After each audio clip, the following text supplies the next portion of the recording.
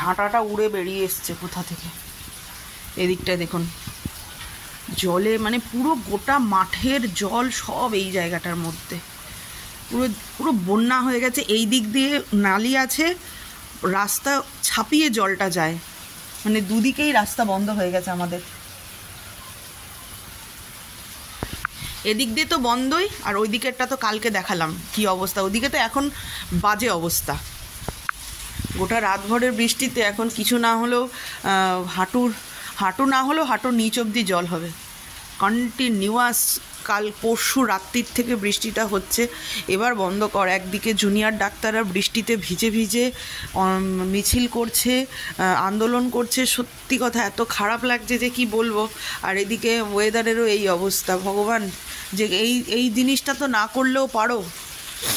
বৃষ্টি তো বৃষ্টির মতন হতে থাকবে, কিন্তু জীবন কি আর বসে থাকবে? জীবন তো জীবনের মতন চলতেই থাকবে। একদমই তাই। অলি রানির আজকে সকালবেলায় পড়তে বসার একদম ইচ্ছে ছিল না। ও খুব বায়না করছিল যে ডান্স প্র্যাকটিস করবে। তো আমি বললাম যে ঠিক আছে, তুই তাই কর। ও ডান্স প্র্যাকটিস করছে আর অলি রানির বাবাকে পাঠিয়েছি হচ্ছে বাজারে। হ্যাঁ, এই বৃষ্টিতেই জানি আজকে বাজার বসবে না এই বৃষ্টির মধ্যে, কিন্তু রবিবার দিনকে না নিরামিষ খেতে একদম ভালো লাগে না। যা পাবে তাই নিয়ে আসবে। মোটমাট মাছ না পেলে অন্তত চিকেন টিকেনের দিকেও যেতে পারে ও আর কি, বলে দিয়েছিলাম। আর এই ফাঁকে আমি আমার সমস্ত কাজ সেরে স্নান টান করে পুজো টুজো দিয়ে দিলাম। আর ভাবলাম যে বসে না থেকে করে নিই। আর যা জামা কাপড় আছে, মানে এত জামা কাপড় মেলার তো আর জায়গা নেই যে একবার বাসি ছেড়ে রান্নাবান্না সারবো, সেরে আবার বেলা গিয়ে স্নান করবো। এতে জামা কাপড়ও বাড়বে, কাজেরও দেরি হবে। Hey everyone, good morning, welcome back to my channel. তো স্নান পুজো সমস্ত কিছু কমপ্লিট। প্রচণ্ড হাওয়া দিচ্ছে, প্রচণ্ড। আর তেমনি ঘরদোর নোংরা হচ্ছে, মানে নিচে সিঁড়ির তলাটা করতেই আমার ঘন্টাখানেক সময় লেগে গেল। ওই জায়গাটা ঝাড় দিয়ে, আর নিচে না ব্যাং ঢুকছে। বৃষ্টির ওয়েদারে না এই ব্যাং জিনিসটা, শামুক জিনিসটা আমার প্রচণ্ড ঘেন্না লাগে, কিন্তু কিছু করার নেই। ওই করতেই আমার দেরি হয়ে গেছে। তো সবারই ব্রেকফাস্ট করা হয়ে গেছে, আমার এখনও হয়নি। মিস্টার দাস বাজার নিয়ে চলে এসছে। এখন আগে ব্রেকফাস্ট করব, করে তারপরে রান্না বসাবো। আজকে কিছু আগে ভেবেছিলাম যে ইলিশ মাছ খাবো, কারণ বর্ষার ওয়েদারে ইলিশ মাছ খাওয়ার মজাই আলাদা। কিন্তু ইলিশ মাছ পাইনি, মানে বাজারই বসেনি। কাল থেকে বৃষ্টি হচ্ছে তো সেই জন্য বাজারই বসেনি। গিয়ে বাপ বেটিকে বসিয়ে দিয়েছি। বেটি পড়ছে আর বাপকে বলেছি পাহারা দিতে, বুঝেছ? সব দেখবে, ফাঁকিবাজি করবে না। মাস্টার ফাঁকিবাজ হলে পারে, কিন্তু স্টুডেন্টও ফাঁকিবাজি হয়। বুঝেছ? বুঝেছ? বুঝলাম না। কি কি কি লেকচার দিয়েছে? যে আমি যখন লাইটটা অন করছি, হ্যাঁ, তখন তুই নিচে গিয়ে থাম্বার কাছে গিয়ে বস আর লাইটটা অফ করে, আচ্ছা অফ করে দে। আচ্ছা। আর আমি বললাম যে মা বলেছে যে তোমার কাছে বসতে। হ্যাঁ। আর বললো কিছু বললো। হ্যাঁ, কিছু বললাম না। তুমি মেয়েকে এই লেকচার দিয়েছো, মানে তোমার কাছে পড়তে বসার যাতে না বসে? হ্যাঁ, সব দায়িত্ব আমার ঘাড়ে ওপরে দিলে পারে হবে ক্লাই, বুঝলে? বুঝলাম। একটু মেয়েকে নিয়ে পড়তে বসাও। আজকে তো সকাল থেকে কোনো কাজই নেই, বৃষ্টির ওয়েদারে ছাতা মাথায় নিয়ে একটু টুংটুং করে বাজার কি করে নিয়ে এলে, আর একটু চপ নিয়ে এলে, ব্যাস হয়ে গেল। তো মেয়েটাকে পড়াও বসে বসে। করছে তো, করুক। ও বললে আমাকে হয়ে গেলে দেখে দিতে, জিজ্ঞেস করো। বাহ, মানে তুমি আমাকে নালিশ করো, ও আমাকে নালিশ করে, মানে আমি হয়ে গেছি বিচারকের মতন পরিস্থিতি আমার। হ্যাঁ, মানে কি বলবো, আমার মেয়েরও দোষ আছে, আমার বরেরও দোষ আছে। আমার বর হচ্ছে আমার মেয়েকে নিয়ে বসে না, আর আমার মেয়ে আমার বরের সাথে খেলে ধুলেই মানে খেলাধুলা করেই বেঁচে থাকবে, পড়তে আর বসবে না। এই যে দেখুন, দুজন দুদিকে। স্টাইলের মুড়ি মাখবো, খাবে? হ্যাঁ, বাঁকুড়া স্টাইলের মাখবো। বাঁকুড়া স্টাইলে চপ দিয়ে মুড়িটাকে মাখবো, মেখে সিঙ্গারা দিয়ে কচাত কচাত করে খাবো। কি কি কি কি কি বললি তার আগে? আবার থু, খাবার জিনিসে বলেছি না থু করবি না। খাবার জিনিস তো করতে নাই। হ্যাঁ, খুব বাজে জিনিস। খাবে না তো? না, ঠিক আছে, খেলাম তো। একবারই অফার হবে, বারবার হবে না। ঠিক আছে, খাও। বিশাল একটা এনার্জি নিয়ে কিন্তু রান্নাঘরে এসেছিলাম যে নিজের জন্য বাঁকুড়া স্টাইলের মুড়ি মাখবো, কিন্তু ওই এনার্জিটা ওই অবধিই ছিল, তারপরে আর কিছুই থাকেনি। আর আমি মিনি বাঁকুড়ার মুড়ি মেখেছি আর কি, এরকম একটা ব্যাপার। তো প্রথমেই আমি কড়াইয়ের মধ্যে না মুড়িটাকে একটু নেড়ে নিয়েছি, নিয়ে তারপরে একটু সর্ষের তেল, 1 চিলটি নুন আর একটু কুচনো শশা দিয়ে দিয়েছি, আর ছোলাও দিলাম কয়েকটা। পেঁয়াজ টমেটো এগুলো কিছুই দেবো না, কারণ এই সকালবেলায় এত কিছু দিয়ে খেয়ে নিলে না আমার হয়ে গেল। এমনি চপ দিয়ে খাচ্ছি, দুপুরে আজকে আর ভাত পেটে ঢুকবে কিনা তার নেই ঠিক ঠিকানা। তো চপ ছিল, তো চপটাকে ভালো করে মেখে টেখে নিলাম। ওরা হাত দিয়ে মাখে, আমার দ্বারা আর ওই হাত দিয়ে মাখা আর হলো না। তো এই যে মোটামুটি রেডি হয়ে গেছে। আম তেলও দেবো না। টেস্ট করবে? টেস্ট করবে? আমি ওষুধ খাইছি, চপ দিয়ে ভালো করে মেখেছি। হ্যাঁ ভালো করে মেখেছি চপ দিয়ে। আমি মাত্র ওষুধ খাইছি। দেখো দেখো, মনে ইচ্ছে আছে, দেখি কেমন হয়েছে, দেখি। তাও আমি অর্ধেক জিনিস তো দিইনি, পেঁয়াজ দিইনি সকালবেলা, এখন খালি পেটে পেঁয়াজ খাবো না। বৃষ্টি যেরকম একদিকে কিছু মানুষের ক্ষতি করছে, আবার অন্যদিকে কিছু কিছু মানুষের ভালোও করে। মানে কীরকম ভালো করে বলবো, এই যে আমার পিছনে যে বটটিকে দেখছেন, এই বটটি এই টাইমে বাড়িতেই থাকে না। মানে জীবনে কোনো দিনও আমি কি খেলাম সকালের ব্রেকফাস্টে ওর নজরেই পড়ে না। তো আজকে সেটা হয়েছে। আজকে একসাথে বসে আমরা মুড়ি শেয়ার করেছি। এমনিতেও শেয়ার হয়, কিন্তু ওই যে বাইরে বৃষ্টির দিনে একটা মজাই আলাদা, গল্প করতে করতে টিভি দেখা। আর আমি মুড়ি খেতে খেতে তখন মিস্টার দাস বলছে আরেক কাপ চা হবে নাকি। তো তার সাথে পরে আবার একটু চাও বানিয়ে নিয়ে এসেছিলাম।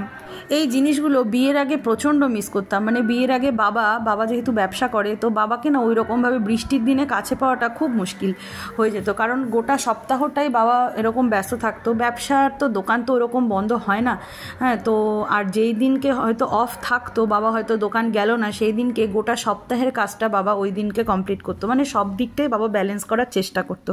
তো ঘাটতিটা আমাদের দুই বোনের এইখানেই পড়ে যেত, যে বাবাকে নিয়ে একসাথে বসে চা খাওয়া মুড়ি খাওয়া এগুলো হতো না। হ্যাঁ হতো, কিন্তু ওই 9 মাসে 6 মাসে, কিন্তু প্রত্যেক সপ্তাহে যদি এরকম একটা দিন পাওয়া যেত না, কত ভালো লাগে, তাই না? কিন্তু মিস্টার দাস যথেষ্ট সময় দেয়, আর আমার বোনের বড় যথেষ্ট সময় দেয়, কিন্তু ওই যে বাবার জায়গা তো বাবাই পূরণ করে, তাই না? মাটনের কি খাবে? লাল লাল ঝোল, কষা?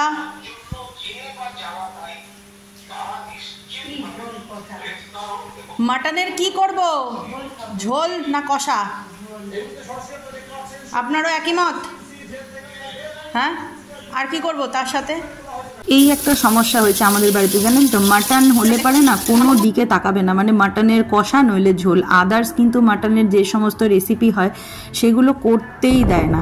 মানে মা তো খেতেই চায় না, আর মাঝে মাঝে মিস্টার দাসও খেতে চায় না। মিস্টার দাস বলে কি যে চিকেনের ওপরে এক্সপেরিমেন্ট যত ইচ্ছে করো, কিছু বলবো না, কিন্তু মাটনের ওপরে কোনো এক্সপিরিয়েন্স হবে না। বাঙালিয়ানা একটাই, মাটনের ঝোল নইলে মাটন কষা।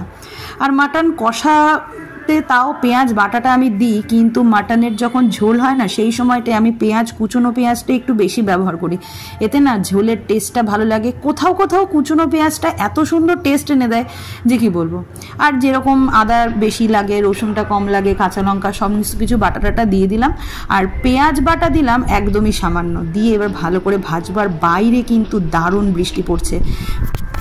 বৃষ্টি দেখতে গিয়ে এদিকে আমার মশলা কষানো কমপ্লিট হয়ে গেছে। এরপর এই যে লোভনীয় মাটনগুলোকে কষানোর জন্য দিয়ে দিচ্ছি। বাইরে বৃষ্টি আর ঘরের ভেতরে ঝাল মাটনের লাল লাল ঝোল, জাস্ট জমে যাবে। খিচুড়িটাও প্রেফার করি, কিন্তু খিচুড়িটা খেয়েছিলাম শনিবার দিনকে, যেহেতু নিরামিষ ছিল ওই জন্য ওই দিনকে খিচুড়ির পাট চুকিয়ে দিয়েছি। আর আজকে ওই জন্য মাটন করছি। মাটনের লাল লাল ঝোল, ঝাল লাল ঝোল, আর গরম গরম ধোয়া ওঠা ভাত। কি জিভে জল চলে আসছে না, আমার তো এডিটিং করতে বসেই জল চলে আসছে। ছিল ঠাম্মা কি করছিল বল?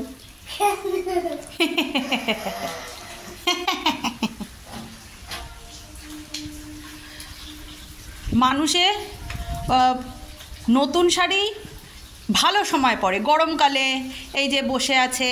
আর এদিকে আমাদের বাড়িতে বর্ষাকালে ভরা বর্ষা, বাইরে বৃষ্টি, উনি নতুন শাড়ি ভেঙে, ইস মুখ ভর্তি ঘাম, নতুন শাড়ি ভেঙে মা শারদামণি হয়ে সেজে হচ্ছে। সারদা দেবী কি করছিল?